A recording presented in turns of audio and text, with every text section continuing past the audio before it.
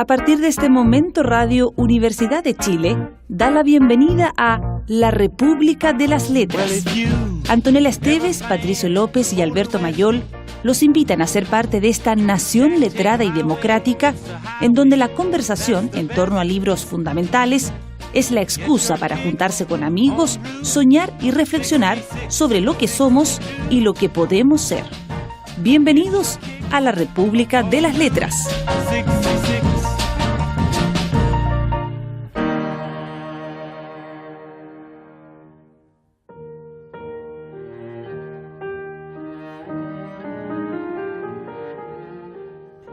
Para contar mi historia tengo que empezar muy atrás.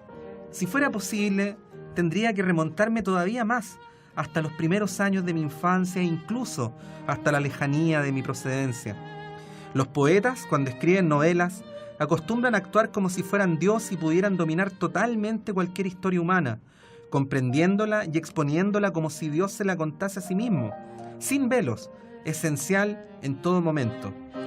Yo no soy capaz de hacerlo, como tampoco los poetas lo son. Sin embargo, mi historia me importa más que a cualquier poeta la suya, pues es la mía propia y además es la historia de un hombre, no la de un ser inventado, posible, ideal o no existente, sino la de un hombre real, único y vivo. Lo que esto significa, un ser vivo, se sabe hoy menos que nunca, y por eso se destruye a montones de seres humanos, cada uno de los cuales es una creación valiosa y única de la naturaleza. Si no fuéramos algo más que seres únicos, sería fácil hacernos desaparecer del mundo con una bala de fusil, y entonces no tendría sentido contar historias. Pero cada hombre no es solamente él.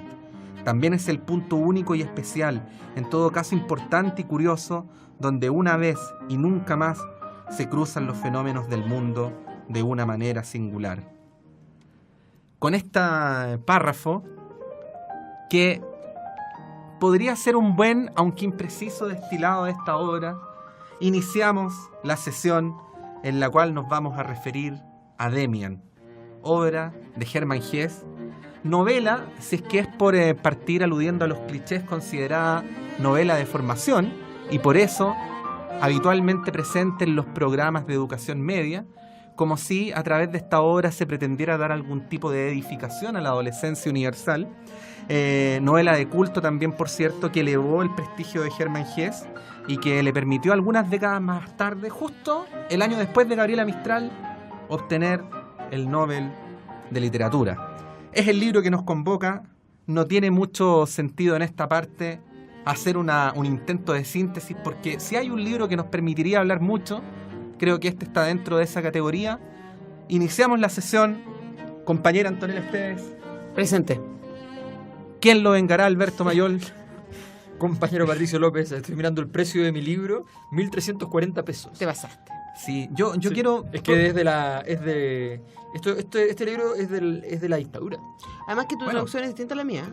Pero sí que este es de la dictadura. Yo quería partir contando eso, ¿no? Hay cosas censuradas ahí. A propósito de esto de que nadie acabará con los libros, ¿no? Y de las costumbres exóticas de algunos de usar tablets ahora. Este es un libro que es exactamente igual al de Antonella, pero exactamente distinto, porque es de Alianza, igual que el de Antonella, pero el mío es la edición 15ª de 1982. Mira. Y mi padre me lo compró en las ferias de libros usados de los Juegos Diana. Y le costó en esa época 500 pesos. Este es el libro que tengo acá. Fíjense ustedes. Mira. Sí. Ahora me confunde porque esta dice tercera edición 2011. Debe ser de la nueva serie. Claro, de el libro de bolsillo. ¿Pero tiene la misma traducción o no? Cuando leyó a Antonella antes. La traducción es de Genoveva Dietrich. Genoveva Dietrich. Bueno, vamos. Luis López Ballesteros y de Torres. Vamos a... Claro, traductora Genoveva Dietrich, efectivamente. Sí. Bueno, este libro, cuando se publicó originalmente, no se llamaba Demian. Se llamaba Historia de la Juventud de Emile Sinclair. Y en su primera edición, además, y en su segunda edición también, el autor del libro era Emile Sinclair. Por lo tanto, era presentado como una suerte de autobiografía de quien lo había escrito. Con el paso del tiempo y fundamentalmente por efecto de las traducciones, empezó a cobrar relevancia este personaje que en principio y a la luz del título parecía jugar un rol secundario, pero que es el pivote en torno al cual gira toda la obra, que es Demian, Max Demian, amigo de Emile Sinclair, hasta que finalmente el título original o desapareció completamente o se transformó en un subtítulo. Y es por eso que este libro ahora es conocido como Demian. Narra la historia desde la niñez, pero fundamentalmente de la adolescencia de Emile Sinclair, un niño muy especial, con una concepción muy elevada desde su temprana infancia del bien y el mal, con una distinción muy notoria entre el mundo interior y el mundo exterior, tanto desde el punto de vista literal como metafórico, diría yo. Y eso se excede incluso hacia esta idea del mundo íntimo, perfecto, puro de la familia, la religión. Exactamente. Y el mundo externo, que es un mundo ávido de maledicencias, de dolor, de riesgo, sobre todo, de temor. Entonces esa tensión es la que permanentemente el mundo empieza a presentar para Sinclair, y que es en el fondo el marco en el cual se va a desarrollar su problemática existencial. Y es por eso que lo que Emile Sinclair busca, entre muchas otras cosas, es llegar a un punto en el cual aquello que lo tensiona como extremos en principio incompatibles pueden integrarse en una sola unidad. Es por eso que aparecen estas dualidades, es por eso su búsqueda en algún momento a través del personaje del órgano del agnosticismo, de un Dios que no sea como el Dios católico, sino un Dios que contenga el bien y el mal simultáneamente. Es uno de los ejes centrales del libro, tal como hay otro, como el que comentábamos antes de empezar el libro, el eje de la sexualidad de Emile Sinclair, que también juega un rol muy importante, pero en fin, vamos a ir por parte, como dijo el heladero que descuartizó a Hans Pozo, y vamos a darle en primer lugar la palabra a Antonella Esteves. Antonio no quería hablar después de esa referencia. Quedé en shock. Sí, ya estaba en shock con el libro. Sí, Queda en estado de shock. ¿Sabes qué? Lo que pasa es que yo no leí este libro en la adolescencia. Ya. Entonces me pregunto hoy día, a propósito de tu introducción, ¿qué se supone que está buscando un profesor cuando otorga este libro para la lectura? Seguro que hay muchas cosas acá, pero me parece un libro súper, a lo mejor por eso es atractivo. Es un libro muy, bueno, quizás por eso me estoy respondiendo sola, perdón. Un libro súper complicado para un adolescente, porque exactamente lo que le pasa a Emile en el libro es que él constantemente está cuestionando el orden. Finalmente eso es, este espacio prístino, claro, puro, utiliza él todas esas palabras, para hablar de su mundo privado, de su familia, de la iglesia, de lo que le ha sido otorgado, y este mundo súper seductor, mucho más carnal en todo el sentido. Pero también espiritual. Sí. Porque eso lo descubre después, claro, ¿cierto? Y como él finalmente termina dando la espalda a uno y volviéndose a otro, y si hay una cosa que queda muy clara y que tiene que ver con la adolescencia también es lo influenciable que es este personaje, Sí. que pasa por etapas. Ahora, yo solo diría algo como puente hacia Alberto, que si fuera por hacer un chiste fome uno podría decir, seguramente este libro se recomienda porque los profes de castellano demuestran con eso que fueron adolescentes complicados, ¿no? Sí. Pero es un libro que Uno tuvo una adolescencia feliz, no lo leyó. Que no es para cualquier tipo de adolescente, creo yo. Yo que fui un adolescente frívolo y respecto a eso sigo honrando ese pasado permanentemente. Cuando lo leí no me produjo la atracción que me produjo otro libro de Hermann Hesse que tampoco es tan sencillito, que es Siddhartha. Que es mucho más místico. Que es mucho más místico. Pero puede haber otros, algunos amigos que eventualmente tú y yo conozcamos, Antonella, a los cuales este libro sí pudo haberlos enganchado. Están más cerca de lo que creen. No, yo quedé vuelto loco con este libro. Lo decimos tal cual. Sí, yo quedé vuelto loco. ¿Qué te pasó? ¿Qué edad lo leíste? Estoy tratando de acordarme. Pero tiene que haber sido 16 años. No, antes. Ah, lo leíste antes. No, A lo leíste en el 8, colegio, lo leíste porque sí. Lo leí en el colegio, pero me tocó, yo creo que fue en primero o segundo medio. Ya, o sea, 13, 14. Claro, ya. claro. Entonces, a mí efectivamente me impactó mucho porque, bueno, hay una frase que es muy, muy potente, y es que, y dice, le contesta Max Demian a Sinclair, frente a todas sus complicaciones y qué sé yo, le dice, mira, esto es bien simple, el que quiere nacer tiene que destruir un mundo. Y a mí me parece que esa lección, aquí está como muy bien reflejado este problema griego, así de la guerra de los dioses. O sea, estamos sometidos aquí a la guerra de los dioses, y los dioses luchan en el fondo también dentro de cada uno de nosotros, digamos.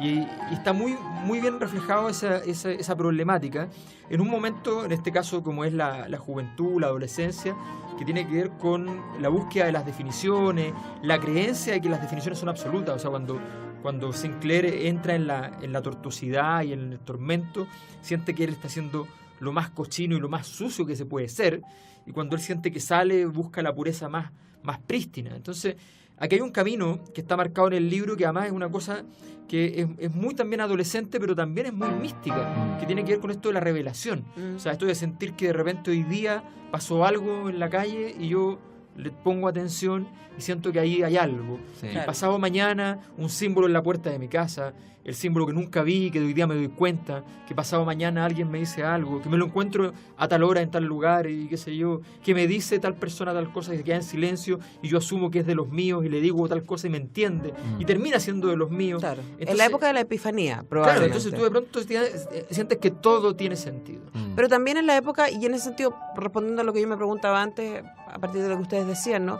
Probablemente es el ejemplo del proceso de hacerte tu propio mundo. Sí. Cuando Sí. tú decías destruyendo el anterior, y en algunos casos uno dice en la adolescencia, ¿con qué me quedo de la fe de mis padres, de los valores de mis padres, del mundo en el que fui criado, y qué es lo que yo me llevo de eso al mundo adulto, y cuáles son las otras cosas que yo voy a ir tomando en el camino para transformarme en aquel ser que... Sí. Ahora, dicho, ya ahora sí hablando un poco más en serio, este es un libro paradigmático del camino que recorre cualquier adolescente.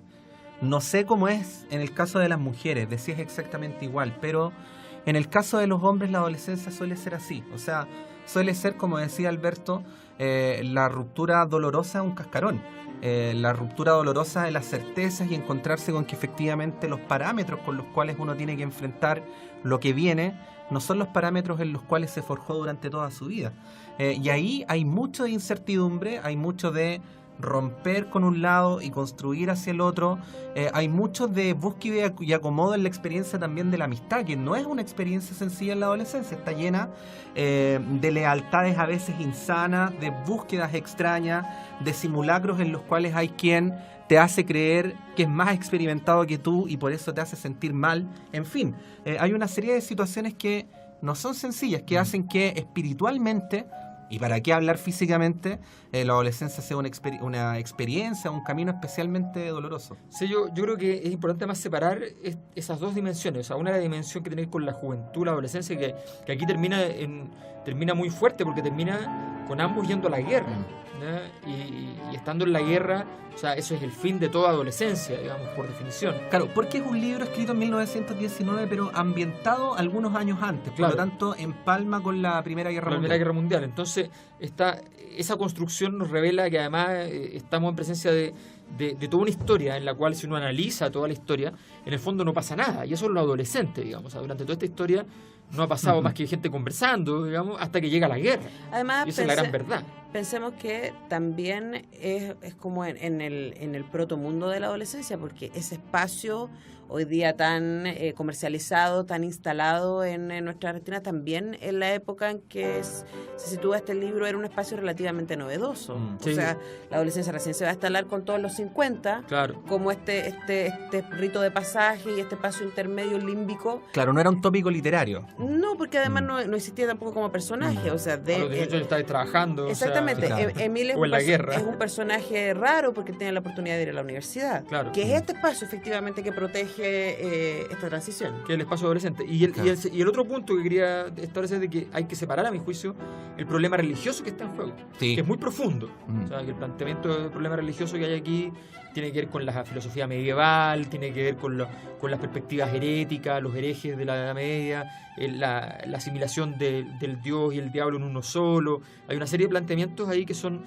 muy potentes y que envuelven a este personaje, y de pronto siente que efectivamente aquí está la posibilidad de la síntesis, pero no sabe cómo hacerla, porque o sea, hay algo que caracteriza a Sinclair, es que frente a la suficiencia de Demian, a la sensación de seguridad frente a este mundo complejo conceptualmente, Sinclair, sin embargo, simplemente flotaba y más o menos veía para dónde iba la micro, pero no entendía muy bien.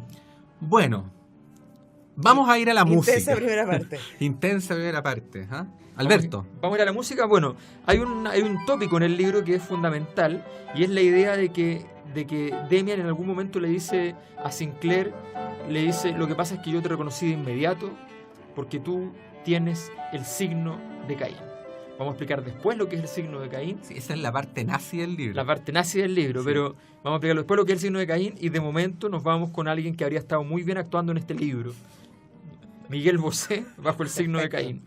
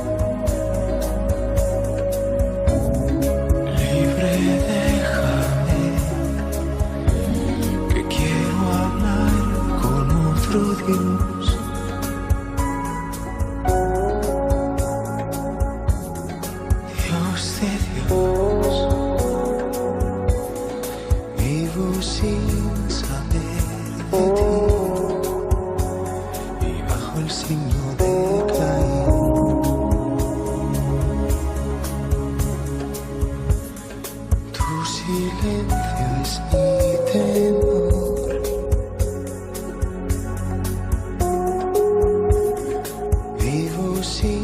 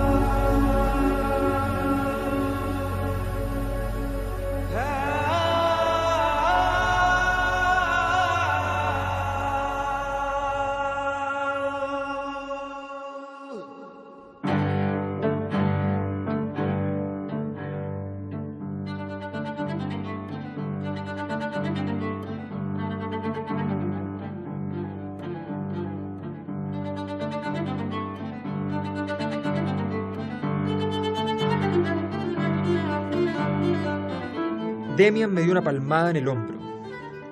Muy sencilla. Lo que existió en un principio y constituyó el punto de partida de la historia fue la señal. Había un hombre cuyo rostro mostraba algo especial, algo que inspiraba miedo a los demás. No se atrevían a tocarle y se sentían cobardes ante él y ante sus hijos. Pero desde luego no se trataba de una señal efectiva en la frente, de algo así como un sello de correos. En la vida no suelen pasar las cosas tan toscamente. Se trataba más bien de algo inquietante, apenas perceptible, de un poco más de inteligencia y osadía en la mirada. Aquel hombre era poderoso y confundía temor. Tenía una señal, uno podía explicarse aquello como quisiera, y uno quiere siempre lo que le es más cómodo y le da la razón. Se tenía miedo a los hijos de Caín, marcados con la señal, y se explicó aquella señal no como lo que realmente era, como una distinción, sino como todo lo contrario. Se dijo que los hombres marcados eran sospechosos e inquietantes, y así sucedía en efecto. Los hombres valerosos y de carácter han inquietado siempre a las demás gentes. Resultaba harto incómodo que existiese una raza de hombres sin miedo e inquietantes, y se les colgó un sobrenombre y una fábula para vengarse de ella y para justificarse un poco del miedo sufrido. ¿Comprendes? Sí, creo que sí, dijo Sinclair, pero entonces Caín no habría sido malo y toda esta historia de la Biblia sería mentira. Sí y no. Estas historias tan antiguas son siempre verdaderas, pero no siempre han sido recogidas y explicadas con plena exactitud. Yo escuchaba con asombro. Entonces, ¿tú crees que tampoco el asesinato de Abel es verdad? Eso no, seguramente fue verdad. El hombre fuerte mató a uno más débil. Que este fuera realmente un hermano es ya más dudoso. Pero no importa, en último término todos los hombres son hermanos. Así pues el hombre fuerte mató a uno más débil. Quizás fuese un acto heroico, quizás no. De todos modos, los demás hombres débiles sintieron miedo y clamaron contra el homicida. Pero cuando se les preguntaba por qué no lo mataban a su vez, en lugar de responder porque somos unos cobardes, contestaban: no es posible, tiene una señal, está marcado por Dios. La fábula nació así. Así nació la mentira, dice acá. Así nació la mentira. Nietzsche ahí en su máxima expresión. Bueno, que de hecho es un referente para Emil, lo dice después. Sí, Más es un allá del referente. bien y del mal. Y es un referente el psicoanálisis de Carl Jung también. Sí. Está ahí presente por ahí, el diván.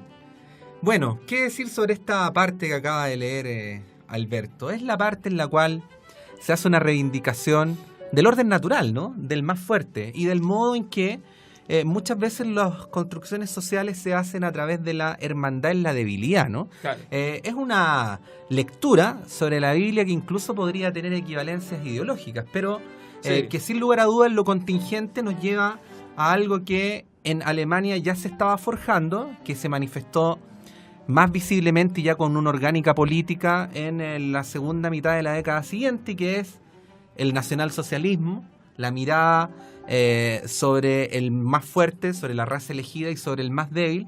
Y hay aquí un claro antecedente.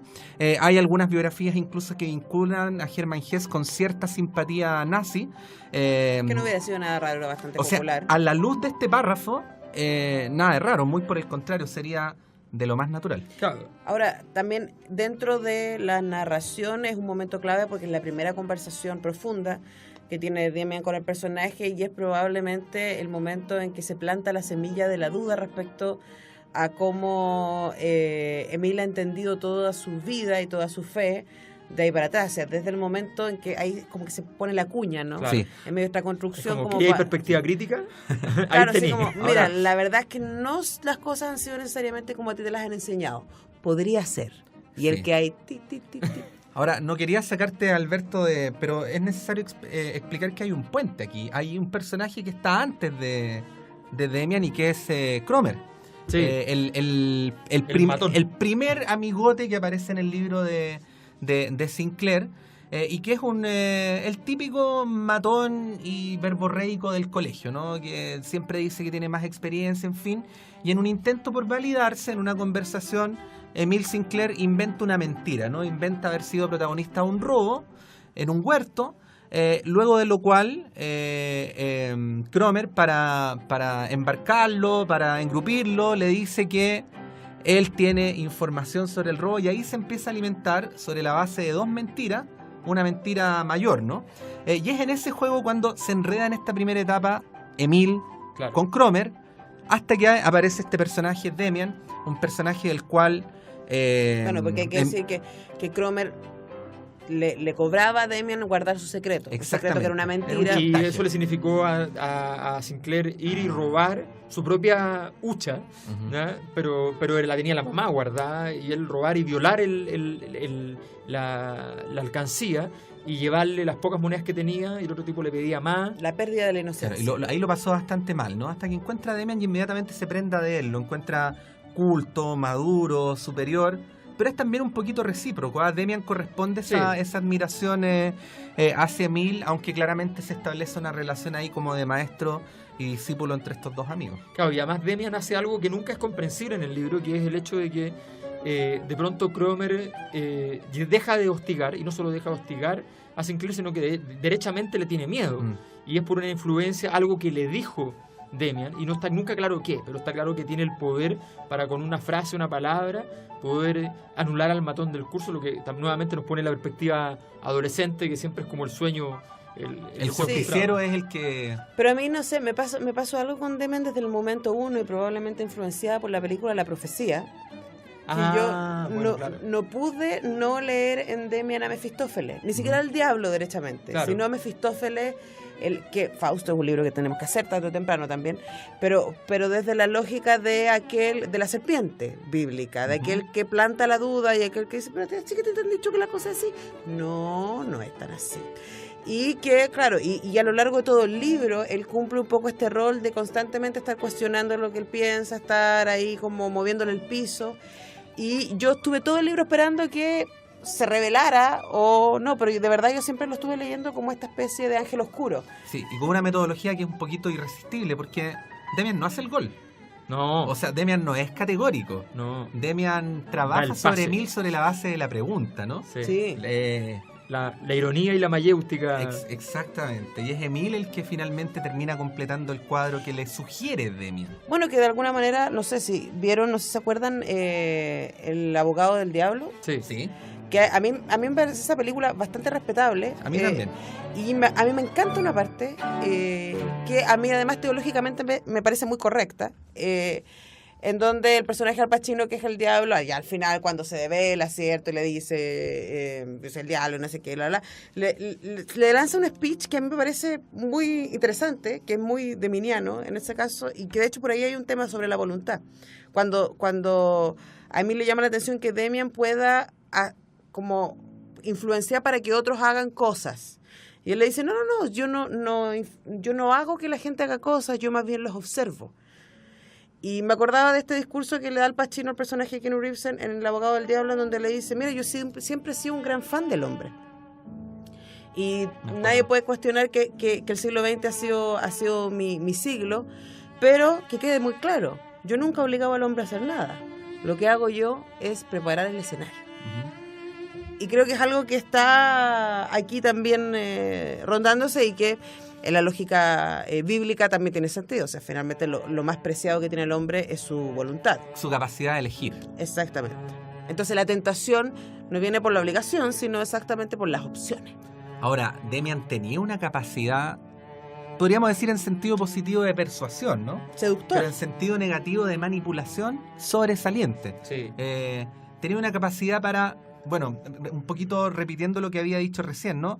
Para no aparecer él como el que imponía una determinada idea, sino simplemente generar las condiciones para que el prójimo terminara pensando más o menos en función de lo que él había instalado inicialmente. Es una cualidad aquí que aparece como sobresaliente, y que es una de las razones por las cuales Emil queda completamente embobado con él y empieza a convertirse en su gran amigo. Yo en el tercer bloque, que viene luego, voy a aprovechar el momento para luego saludar al hombre del sótano, que maneja el Hades.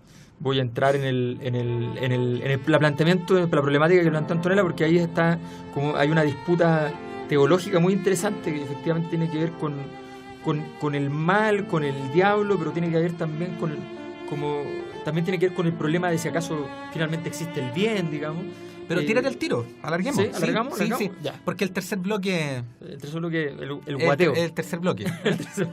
Ya, no lo pongamos en profundidad. Sí. No, lo que quiero decir es básicamente lo siguiente, que aquí hay esta cita de Abraxas, que está en parte de la literatura de la época. Hay 2, 3, 4 libros que yo he leído que tienen que ver con este problema de Abraxas, que era una figura que durante la Edad Media fue citada para referir justamente a la conjunción del maniqueísmo, o sea, la perspectiva radical del bien y el mal opuesto, de pronto se traduce en la existencia de un solo ser que está dentro de las herejías cristianas. O sea, eran tipos que leían la Biblia y decían, no, pero si mira, si es evidente que Jehová, ¿ya?, es bueno y es malo al mismo tiempo, digamos, ¿ya? Y por eso hay que tenerle miedo y por eso hay que amarlo, en fin. Entonces, y venía todas estas herejías que fueron muy perseguidas por la Iglesia en la Edad Media, que planteaban la unidad última del bien y el mal. Y algunas de las herejías más jugadas plantearon esta idea de Abraxas como un ser mucho más bien mágico, en fin. Y varias de las brujerías, entonces, que después nosotros llamamos brujería después de las casas de brujas postmedievales, vienen de aquí, vienen de esta tradición, digamos. Y en ese sentido, las brujas no son muchas veces necesariamente deudoras de Satanás en sentido estricto, sino que más bien de este tipo de deidades, digamos, totalizantes. Pagana. Paganismo. Para la iglesia. Claro, claro, que es la herejía total, digamos. Estas son herejías muy complejas porque además incluyen a la Biblia. Entonces son herejías con la Biblia. Entonces hacen mucha complicación. Claro, porque finalmente tienen que ver con quien detenta el poder. Claro. Quien detenta el poder detenta el discurso de la normalidad, y cualquier cosa que salga de la normalidad es hereje. Exactamente. Entonces era un problema de poder, entonces. Como siempre. Como siempre. Y el segundo Me han punto rompido es el problema de Nietzsche, que está también muy presente, que es la dimensión filosófica y la dimensión política que estableció Pato, relacionada con la época, ¿ya?, que tiene esa dirección hacia la cual se le puede llevar para hablar un poquito de los elegidos, ¿ya?, que son tres elementos que en el fondo están todo el rato en conjunción, pero ninguno de ellos es definitivamente el fundamento último del libro, y eso es bien interesante. O sea, uno no puede acusar a este libro de estrictamente gnóstico, hereje, ¿ya?, abraxilio, abraxativo, abraxíquico, abrasivo, ni tampoco puedo acusarlo de estrictamente nietzscheano, digamos, ni tampoco puedo acusarlo de estrictamente nazi. No, porque claro, es una ni búsqueda. Psicoanalista, ni romántico, pero todo eso gira. Pero está el romanticismo. Al tema ineludible, por supuesto. Sí, en este programa. Vamos a apagar la luz para hablar del romanticismo. Bueno, vamos a ir con música, Antonella. Sí, bueno, insistiendo en que a mí Demian siempre se me imaginó a Mefistófeles, vamos a escuchar a los Rolling Stones con un clásico, Sympathy for the Devil.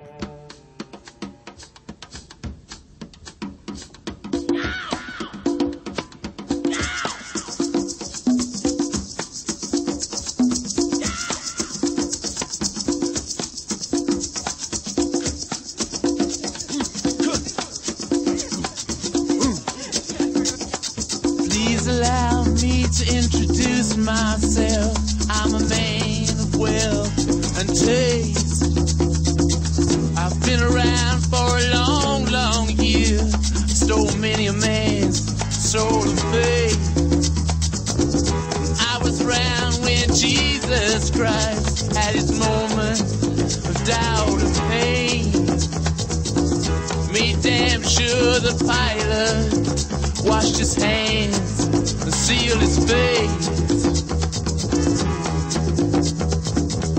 Pleased to meet you. Hope you guessed my name. But what's puzzling you is the nature of my game. Stuck around St. Petersburg when I saw it was a time for a change. Killed the Tsar and his ministers. Anastasia screamed in vain. I rode a tank, held a generous rank when the blitzkrieg raged and the bodies stank. Pleased to meet you. Hope you guess my name. Oh yeah. What's puzzling you is the nature of my game.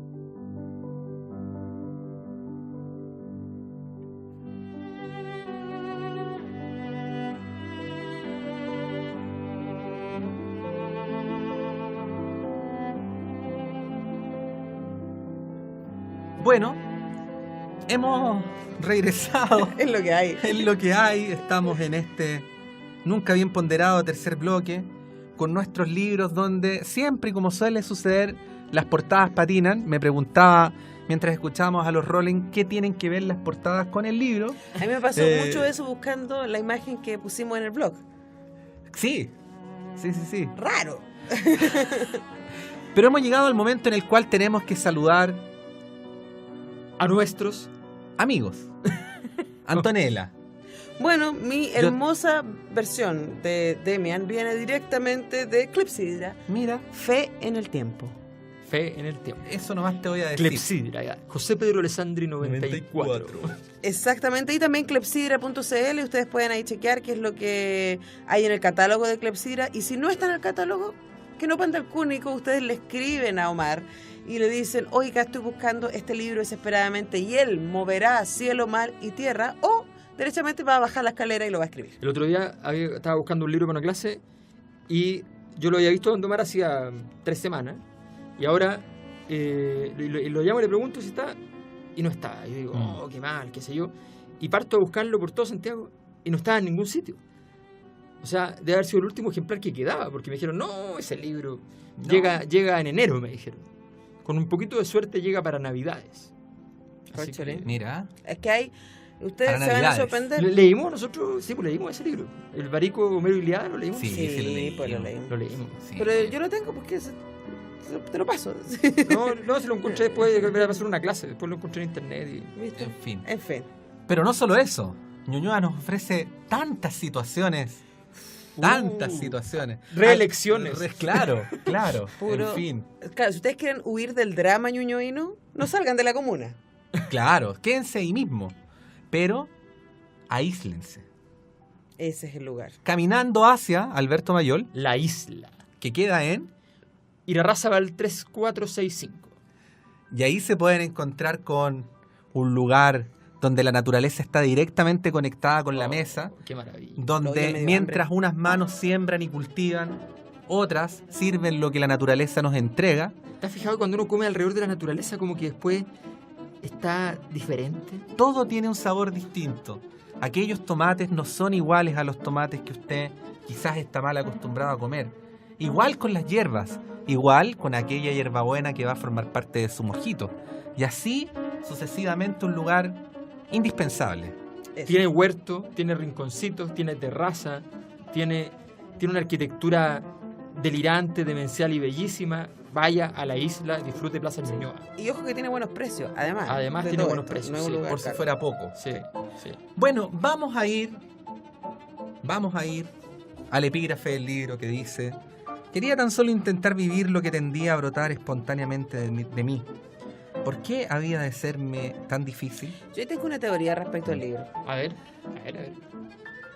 Y yo creo que, y a lo mejor estoy siendo súper poco original, porque seguro que sí, esto se ha dicho 1000 veces respecto al libro, pero yo no leí mucho sobre el libro. Bueno, hay que decir en estricto rigor que no somos los 3 primeros en leerlo.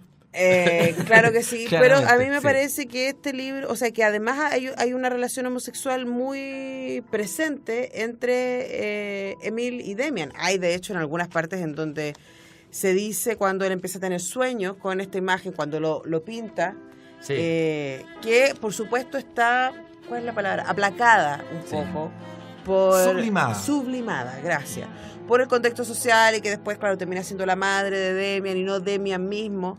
Pero a lo largo del libro, en lo onírico, en lo artístico, o sea, como en aquellas partes que escapan de la razón y de la legalidad instalada del deber ser o del super yo, instalado en el protagonista, se le arranca este deseo constante que tiene por Demian y él lo instala como deseo. Sí, voy a buscar el seamos claros, efectivamente lo que dice Antonella es muy cierto. Si uno podría hacer una pequeña colección de escenas gay, por decirlo así, y está las escenas de Sinclair dibujando un ser que no sabe qué es y de pronto es Demian. Y después perfeccionando el dibujo, avanzando sistemática y obsesivamente. Obsesionado. Exactamente, hacia el dibujo, hacia la perfección de ese dibujo, y de pronto descubre que ya no es más Demian.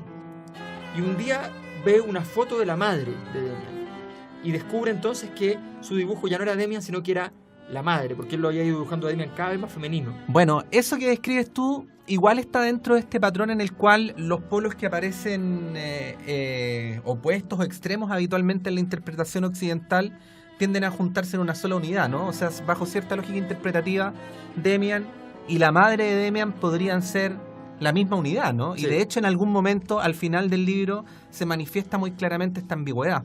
Ahora, quería decir que esto que estamos hablando ahora es el final de un camino que parte con la primera experiencia romántica de Sinclair, que es una experiencia en la que él conoce a una compañera y respecto a la cual desarrolla un sentimiento de amor idealizado. Y esto Ahora, no la conoce, ese es el tema. Claro. No la conoce cabalmente, simplemente aparece. La avista. Ahora, lo notable es que este personaje se llama Beatriz o Beatrice. Bueno, él le pone, Claro, le pone Beatrice. Sí, pues si nunca lo presentaron, nunca habló con él. ¿no? Claro, y Beatrice es el nombre, el sustantivo propio que podría sintetizar a todos aquellos amores imposibles de la historia de la literatura y que aparece por primera vez en la biografía primero y luego en la obra del Dante, ¿no? Cuando se encuentra con Beatrice Portinari creo que se llamaba, de hecho alguna vez hice un trabajo de eso.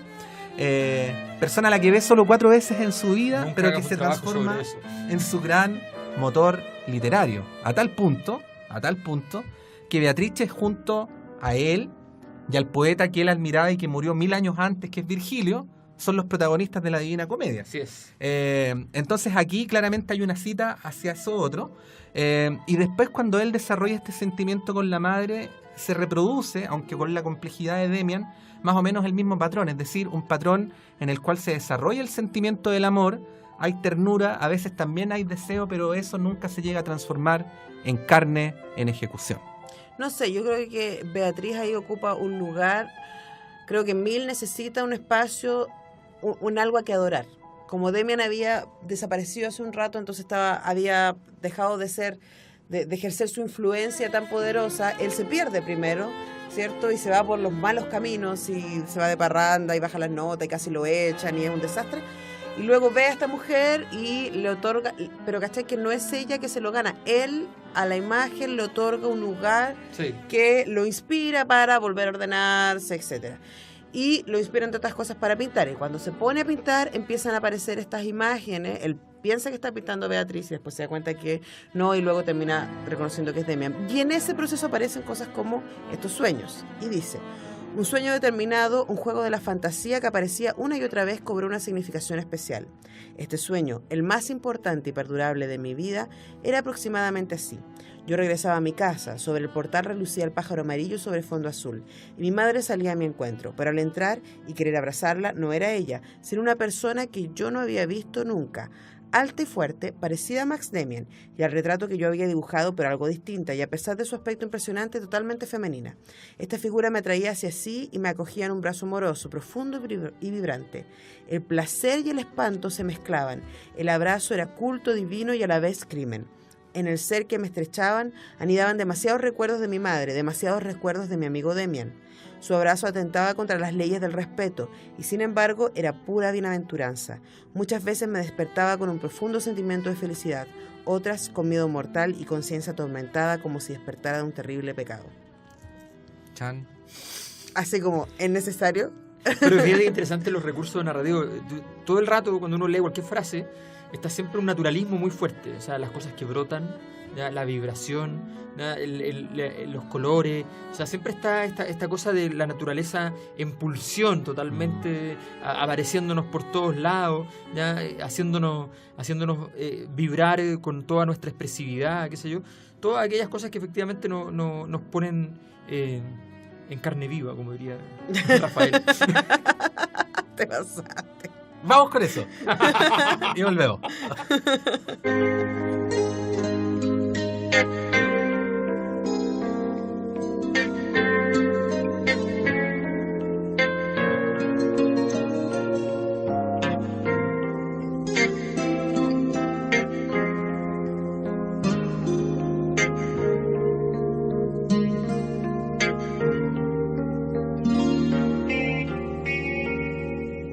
Haz, amigo, el favor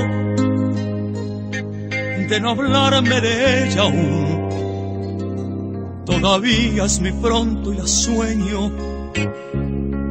Todavía su amor lo recuerdo. Haz, amigo, el favor de ignorarla delante de mí. Ni siquiera pronuncie su nombre, que aún mi alma está hecha jirones, que tengo el corazón en carne viva, que yo no sé olvidar como ella olvida, que estoy desconcertado, que no sé dar ni un paso sin ella, sin ella.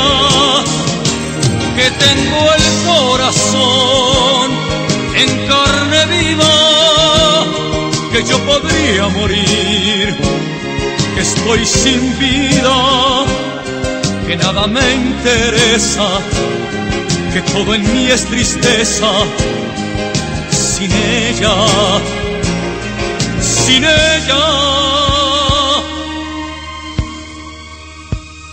Haz, amigo, el favor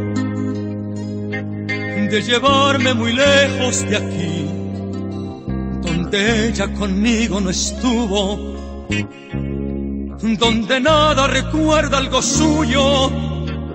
Haz, amigo, el favor,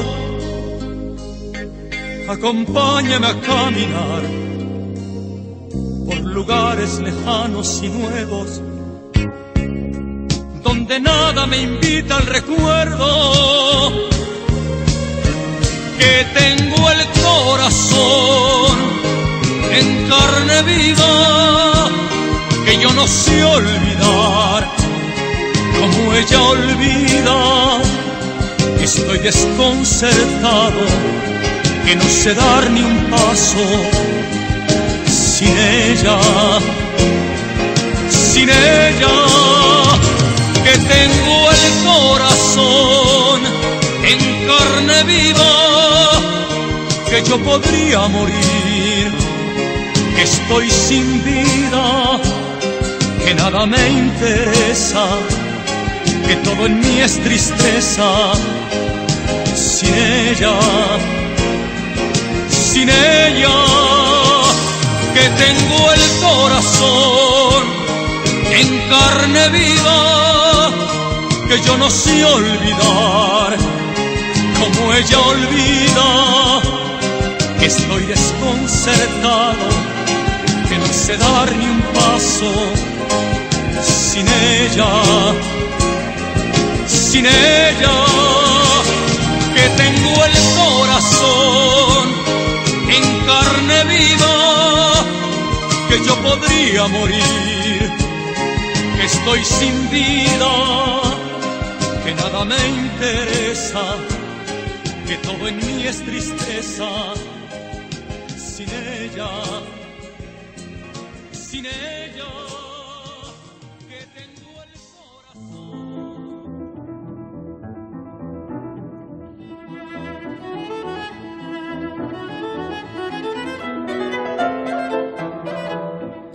Y estamos de vuelta luego de escuchar luego de escuchar Espontáneamente. a Rafael, pero por favor, Esa fue una jugada polémica. sí. Maravilloso. Está Luego de bien. escuchar en estricto rigor a Manuel Alejandro, ¿no? A Manuel Alejandro. Claro, Manuel Alejandro, que es el autor de Rafael. Él es el autor. El autor de Rafael. Lo digo a propósito de que se murió Juan Carlos Calderón, Ah, sí, pues. que escribió Las Cartas Amarillas, que Sí. escribió Eres tú de Y Mocedades, que escribió... que escribió Huele a Peligro de Miriam Hernández. Escribió Mediterráneo. No, fue el... Porque yo por eso pregunté, casi me porque, muero. porque lo vi en la nota y yo dije, no puede ser. No, acompañó a Miralles, al otro Miralles, Ya. acompañó a Ricard Miralles en los arreglos del disco. Ah, ya. Sí, sí. Por eso. Es que yo lo vi en la nota y yo dije, me parece raro, por eso pregunto. No, no, Sí, no, no. sí, sí. Pero Manuel Ustedes son los Alejandro fans también de- era el hombre de Julio Iglesias. Claro, claro. Y Perales fue autor de Miguel Bosé también. También. Además que Y sí. así. Ya sé, pues, ¿viste? Sí, Bueno, Sí. Miguel Bosé fue sí, bueno, ¿quién? Ya. En fin. Ítalo Pasalacua. No, compadre, Sí. pues, hombre. Está confirmado. Bueno, volvamos a Demian mejor. Más mejor. Se nos acaba el programa. Se nos acaba el programa. Simplemente preguntarles al cierre si hay algo que creen que debimos decir y no dijimos. Sí. Bueno, eso habría que preguntárselo a los auditores, que pueden hacer sus descargos y comentarios en nuestro blog, música que vemos el de mañana, perdón, republicadelasletrasblog.com o en Facebook. Lo que yo quería decir, reivindicando un poco a aquel adolescente que no enganchó mucho con Demian, Que es fuiste que, tú. claro, y es que a pesar de que este es un libro que se describe como un libro para adolescentes, es un libro que se puede leer en cualquier momento de la vida, con un acercamiento distinto, con una mayor distancia seguramente. Ahora que lo he leído mayor, me he sentido mucho más cercano a él, pero no con la cercanía que implicaría la identificación, sino con una capacidad mayor de comprender todas estas dimensiones que están en juego en el libro, que son muchas. Así es que es un libro que creo yo puede ser leído en cualquier momento de la vida. Y hay Sí. harto paño que cortar. Hay Yo por mucho. yo por Y tiene culpa- muchas entradas y salidas. ¿Ah? Por culpa de este libro me demoraba siempre unos 2 años en hablarle a cualquier chica. Así que cuando ya era evidente que la estaba acosando, bueno, ella me decía algo antes, me decía, oye, ya basta. Y yo decía, no, pero es que tengo algo que decirte sobre Abraxas. Rasgo, Déjame abrazarte. rasgo de la personalidad de Alberto que no ha perdido del todo. ¿Ah? En fin. Así es. No, efectivamente para mí es un libro que me doy cuenta además por los subrayados de repente y las cosas que me impactó bastante en su primera y seguramente segunda y tercera lectura, que cuando me gustaba algún libro yo leía bastante, dado que no tenía amigos. Y Oh. entonces la verdad es que es un libro que tiene esta doble dimensión que dijimos, que es la cosa juvenil, pero también la dimensión religiosa, que me parece que son dos dimensiones que hay que leerlas por separado. Yo creo que la lectura de ahora, Sí. por ejemplo, a mí no me decepcionó en nada desde el punto de vista de la calidad del libro, sino que efectivamente las cosas más adolescentes las dejé un poco más pasar, ¿ya? Y me concentré mucho más en las problemáticas filosóficas, religiosas, teológicas que va planteando, porque es un libro que tiene varios niveles, digamos, y en Sí. ese sentido funciona muy bien para poder ser legible en cualquier momento de la vida. Incluso yo creo que es un libro bueno para leer en la vejez, o sea, Sí. imagino que es un libro que tiene mucho que ver también con la muerte, con la experiencia de la frustración, del fracaso, de la Bueno, de todas realización. maneras, no es un adolescente el que lo escribe. No. Mm. No. Bueno, iba a decir algo, pero se me olvidó. Mejor cerremos la Es que tenemos sesión. unas visiones extrañas. Personajes medio extraños Pasa. apareciendo, que no son los de Acción Mutante. Pasa, pero Son, bueno, pero si ustedes se son quedan, otros. aparece Acción Mutante. Ahora. Sí, no, si viene algo efectivamente. importante. Están llegando también. Qué miedo, Se nos están vamos. comiendo a los otros, a las visitas. Bueno, es lo que pasa. Tengo la certeza de que en el mismo momento en el que cerremos el programa me voy a acordar de lo que iba a decir. Ah, lo que pasa. Cerrémoslo entonces. Ya, pues, Ya, listo. chau. Chao. Chao. Antonella Esteves, Patricio López y Alberto Mayol y su República de las Letras regresan la próxima semana con un nuevo libro y nuevas conversaciones. Los esperamos. Hombre,